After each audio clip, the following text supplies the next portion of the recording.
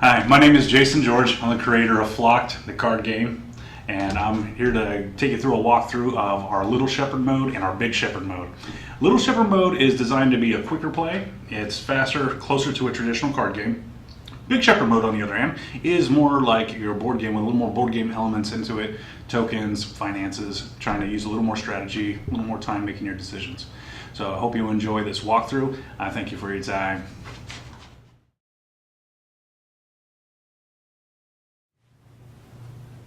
Okay, the next section of this is gameplay. There are 4 phases of play, and every player is going to have a card that gives them the breakdown of what you can do. Under the 4 phases of play, there's the draw phase, playing your cards, trading your cards, and discarding.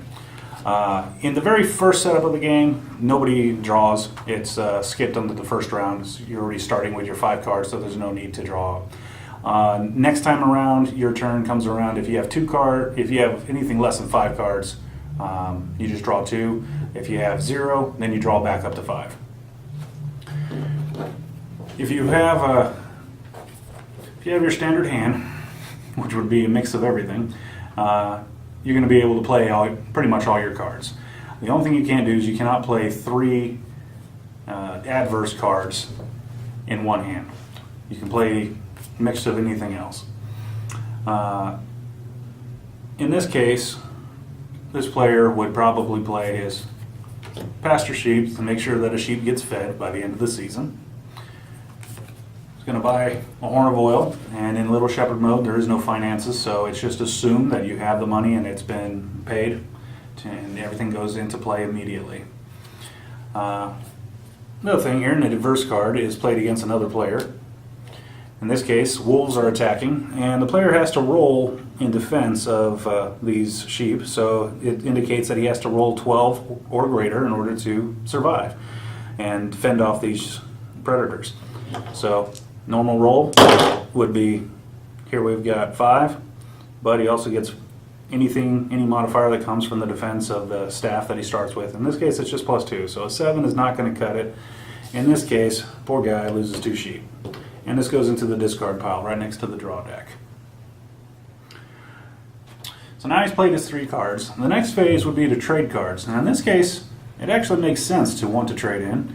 He's already got all the pasture he's going to need to cover his sheep. He's got 50 here, and he only has 25 sheep. Not likely to have over 50 by the end of the season, so these aren't really going to come in handy. So what he's going to do is he's going to trade those 2 in. Could trade 1 and get 1 card. In this case, he's going to trade the maximum 2 and get 2 cards. So we've got a nailed staff and a sheepdog to buy. Those are going to be great next round, because once you trade in those cards, you're not allowed to play any more cards. Even if you had only played 1 or 2 cards out of the 3 that you get, it still ends your turn on playing your cards if you do the trade-in phase. Once you're done, the next phase would be discard, and it doesn't come up too often, but if you have more than 7 cards in your hand, you would discard down to 7. You're not allowed to discard past 7. Once the turn is over, you put your cards down, face down, so that the rest of the players know that it's their turn to move on. And everybody would get their turn to end the season. I'm sorry, they end the month.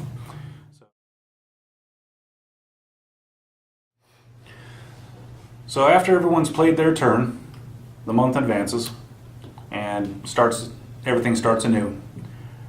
And then gets to the end of the month here. There's a couple countdowns that are occurring. The first one that's occurring is we're counting down towards the end of the season. There are 4 seasons comprised of 3 months apiece, which are the rounds.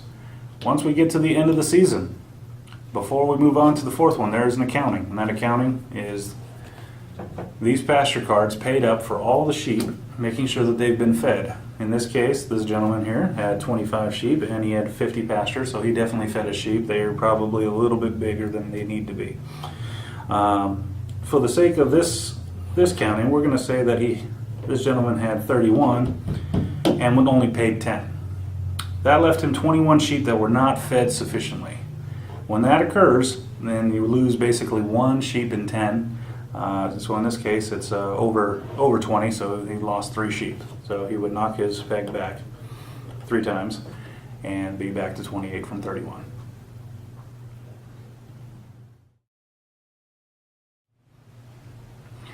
The next thing that we're counting down towards is this little indicator right here. This is lambing season.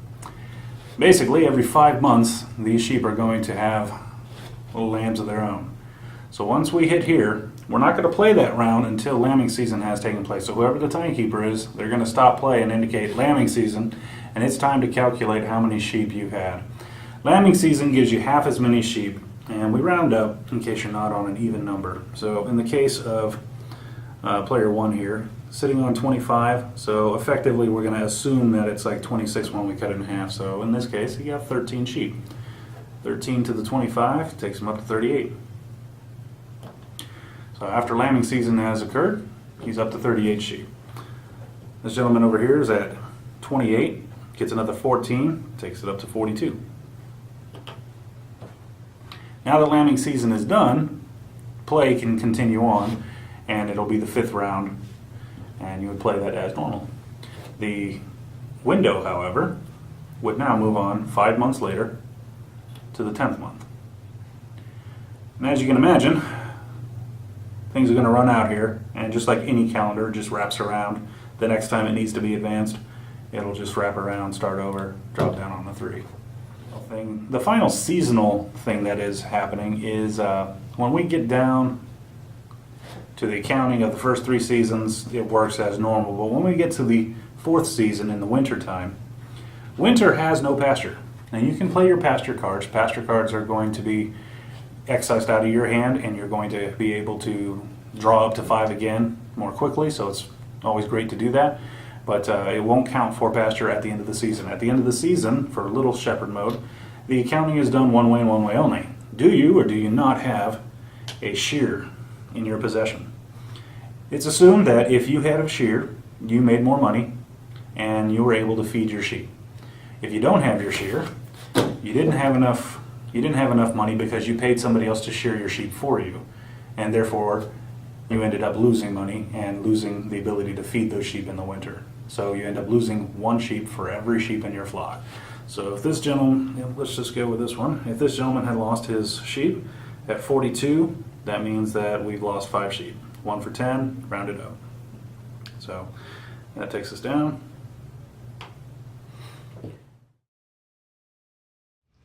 Just want to take a few moments to go over some miscellaneous cards and how they affect gameplay.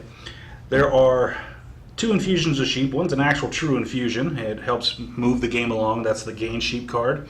And it's just a gift from the father, who is the one setting the test of who's going to become the lead shepherd by getting their small flock into a big flock. Finding sheep is something that works with our wilderness. The wilderness is where sheep are lost, and you can find them and add them to your own flock and move the game along as well. 6 sheep. An inverse card, you play it against other players, all their flock is sick. The problem with the 6 sheep is unless they have all the resources they need to clear it, it will stay on them for the entirety of the game. So it is something that you want to work towards clearing off of your sheep. A horn of oil is what you need to clear that off the sheep.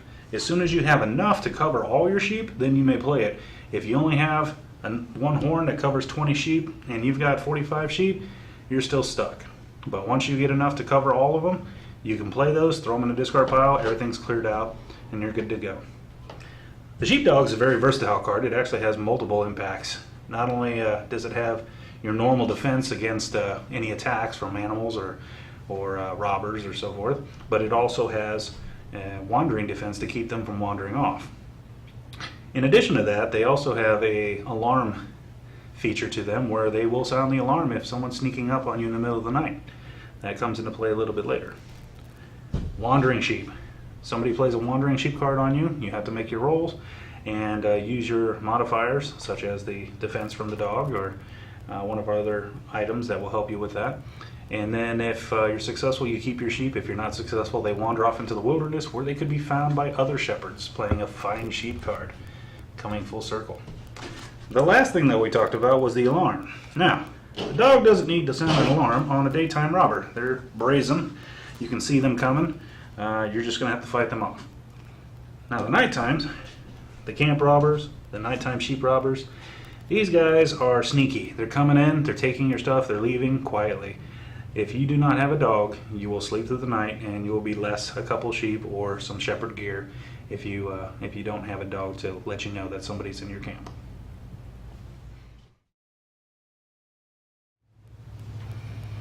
All right, last couple pieces I want to cover are the flock points and then the conditions to win. Flock points are these little guys, these tokens right here, back and forth, silver, active for the gold. Now, getting these is very beneficial since you're going to be able to use flock points for a variety of things. The only way to get these flock points, however, requires two conditions. One, that you're benevolent for the whole round, meaning that you do not play an adverse card at all. You may play a couple pastures, buy some gear, but as long as you do not attack any other player with any adverse cards, that's one qualifier. The second qualifier is that you have to give away some sheep. One sheep for every flock point. What happens is if let's say I play my cards and they're all non-adverse cards, I can give away up to 5 sheep if I have 0 flock points. If I had 3 flock points, that means I only have the opportunity to get 2 more, so I can only give away 2 sheep. So after I give away my sheep to the lowest player on the board, in this case it happens to be the opponent in a 2-player game, and in a 4-player game you're most likely going to find that one person who's been really hard on their luck and they get to come right back into it. So once you've given away those flock points, you now have these flock points that can be used at any time during your turn, or in the event of needing to clear off some sickness, you can instantly use them. Some of the ways that you can use these flock points are to gain double value on a pasture, so now you can have an easier time of feeding your sheep when the time comes to feed the sheep. You can double the value of a horn of oil, so in this case, instead of this being a 20 sheep coverage, it now can cover 40 sheep by amplifying that. In addition to that, defense is a big deal in here. There's a lot of rules that happen, so naturally you can use flock points to pump up your defense. 2 points for every flock point. So if you're coming up against a bear and you're 16 defense and all you have is your bare hands, you're probably going to want to use all your flock points to give you a chance at it. Lastly, you could draw 2 additional cards. When you draw those cards, you can be striving after more pasture so you're not losing sheep, or trying to find those horns of oil that are a little bit sticky to find, or try and get a better weapon, trying to upgrade, get a dog so that you can avoid all these nighttime attacks that keep happening.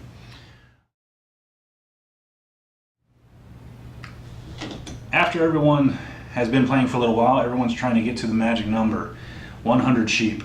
So when you do get to 100 and you've gone around the board and we've flipped it over and we're making our way to the central spot here where the 100 is, whoever hits that 100 first wins. So if it is on your turn where you gain 5 sheep and it takes you over the century mark, then instantaneously the game is over, and players 3, 4, they don't get to play. If, however, multiple players trigger the 100-point victory by virtue of the lambing season, and let's just say we just calculated lambing season and 3 players are now qualified over 100 points, those 100 sheep are, whoever has the most sheep at that point is going to be declared the victor. If there's a tie with how many sheep were calculated there, then it's going to default back down to, it's going to go to a tiebreaker of, in Big Shepherd mode it's gold, and in Little Shepherd mode there is no gold, so it actually comes down to rock, papyrus, and shears. A little playoff game, one final chance to beat your fellow shepherd. And that's it. That would be the victory goals for the game.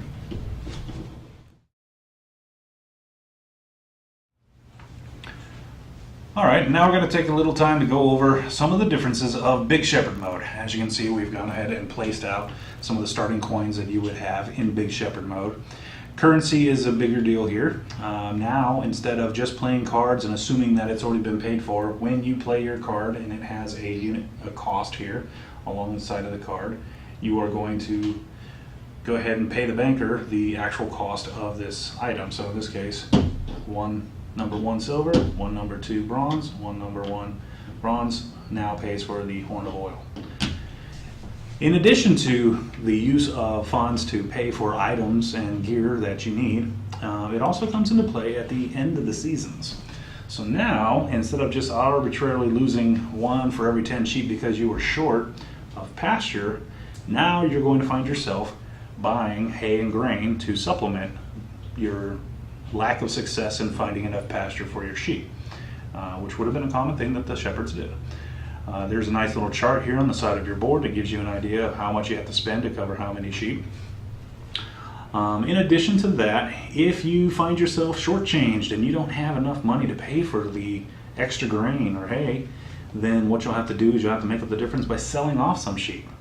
So the value of the sheep is listed here, but it's 5 silver per sheep. So if you find yourself needing an additional 10 silver to cover the flock, then you would go ahead and sell off 2 sheep, subtracted from your account here, and then you would be able to pay for that. In addition to that, we no longer are just assuming that the shepherd and the dog that you might have in your care is being taken care of on the food. So there is an amount of 40 silver at the end of each season that you're responsible for to pay for your shepherd to cover his costs. And then there's an amount of 10 silver that represents the season's worth of food cost for the dog. So now you are you're responsible for everything: the sheep, yourself, your dog, and there could be some additional things and further expansions as far as hired men and so forth. So that's the main thing with the money, the calculation there. Now we know where the money's going to go. Let's talk about some of the other seasons that come into play with Big Shepherd mode that also deals with money. One of the first ones that we'll cover here is on the first month of every single season is a thing called Market Day. Market Day is a opportunity for your shepherd to go to market and pick up an additional 5 sheep. You just pay the normal market rate of 5 silver, so you'll have to determine each and every market day whether or not you're going to be able to buy all 5 sheep or just one, or maybe even just say, nope, I'm not buying any sheep right now. That's an opportunity to buy some sheep. Now, where is all this money coming from? Now, at the beginning of the 6th month and the 12th month is the shearing season. So it's on this old prototype card, it designates here with the little $sign. Shearing season is held biannually in this game, just to make things flow a little bit better, and basically gives you the half value of whatever fleece would be for the sheep. The shears come into play here. It is important whether or not you have shears. If you have shears, you are going to make 4 silver per fleece. If you do not have shears, then you're only going to make 3 silvers per fleece, because now you're paying other people to shear your sheep for you. So if the season comes along and you don't have those shears, you're out of luck. In addition to that, it occurs before the round. So you would not play the round first and then do the shearing. You would do the shearing first and then continue on with playing round 6 or round 12.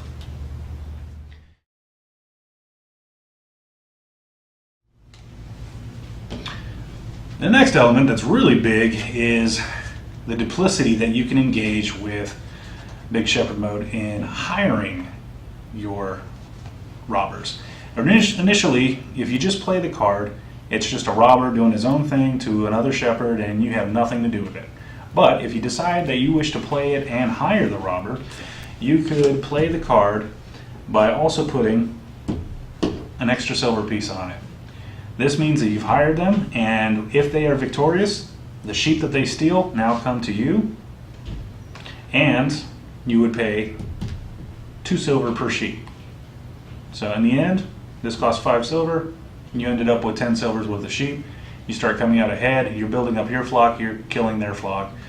Really nice to play right before lambing seasons. Exponentially they will grow into more sheep, and the other players miss out on it.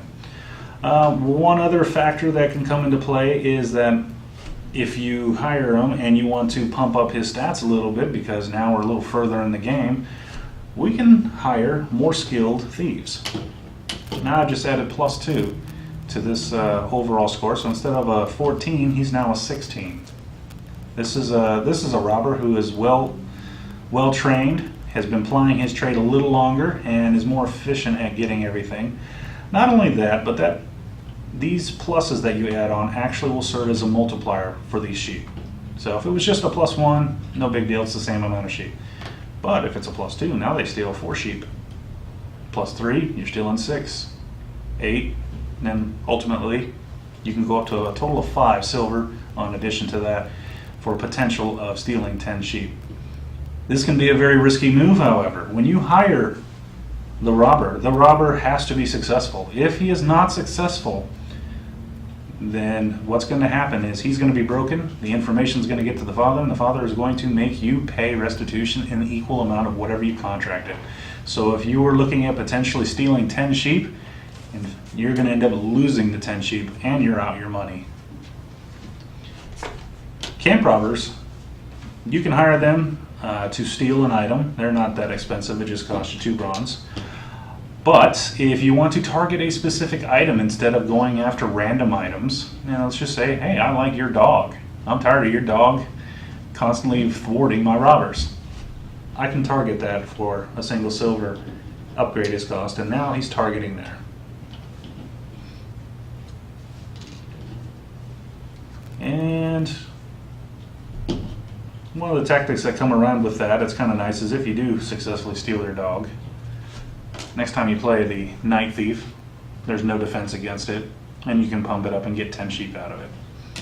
So hiring it has its risks. You could lose everything, or you can gain a whole lot and knock down whoever's you're playing against, removing swords, removing the ability to defend at night, removing the ability to grow their flock before lambing season. It can have a significant impact. The duplicity itself also creates a little bit of animosity between players, but it's that fun animosity. Things don't get too out of hand. You just get to be the bad player. So once again, this is Flocked, the card game. We are coming live to Kickstarter on June 6th, 2017. We're looking to be able to complete the artwork on this with taking our placeholder cards and replacing it with the full painted versions of all the artwork, as you can see on the back here, and get you some digital graphics up here of the other completed cards. The artist who did our cover art is a longtime artist who's done Marvel work and Upper Deck and some others, and we're looking forward to having him complete everything. And then we'll be able to order that minimum order from our production facilities and have that all set and ready to go. It is our first game, but we've taken a lot of time to craft a fun game that's able to be played multiple different ways with multiple different people.